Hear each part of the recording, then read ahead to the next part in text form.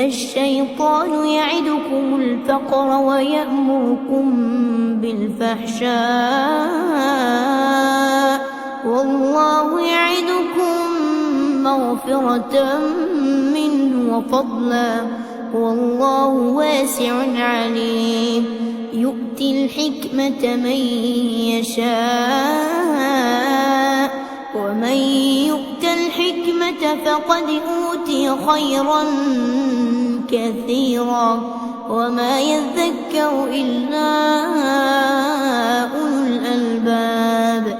وما أنفقتم من نفقة أو نذرتم من نذر فإن الله يعلمه وما للظالمين من أنصار.